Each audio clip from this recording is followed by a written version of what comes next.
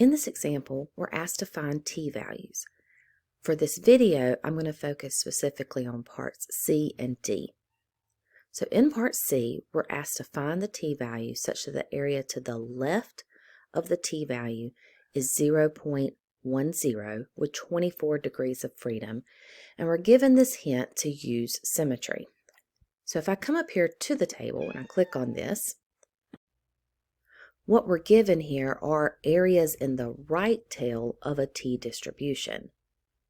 So all of these values down here represent these areas shaded to the right of that t-value, given also certain degrees of freedom.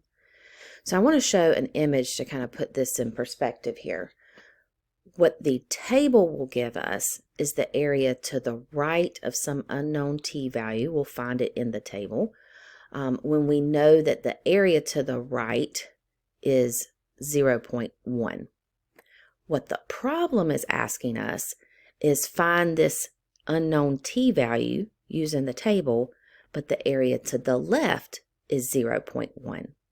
Now you can see in these images here that the idea of using symmetry says, well, if the center of this t-distribution is at 0, whatever t-value I have here to the right is going to be a positive t-value, and then whatever t-value I have over here in this image to the left will be a negative t-value. And because these areas are the same, these t-values, where I have some shaded yellow here, are opposites of each other. So I'll use the table and I'll find this area to the right, but then I'll take it a step further and take the opposite of that value to answer the question that's being asked in part C. And that's why you see a negative value there as the answer in part C. So looking at the table itself, I want the area to be in the right to be 0.10. I want the degrees of freedom to be 24. And I see this value here, 1.318. Again, however, for area to the left, I need to negate that, and that's why the final answer is negative 1.318. Just as a side note, you can also find t-values in StatCrunch. We can go to Stat, Calculators, and T-Calculator.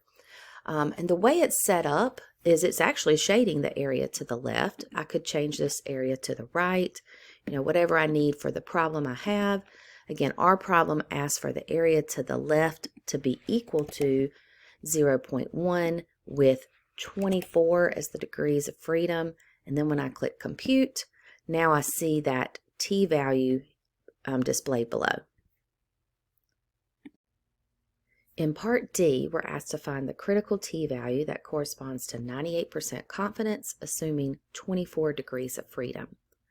So it's best to have an idea of what this is telling us in an image. So I found this image that displays this 98% of confidence. Notice that it's centered about the mean, which means that I have 2% of confidence together on either end or tail, which also means 1% must be to the right and 1% must be to the left.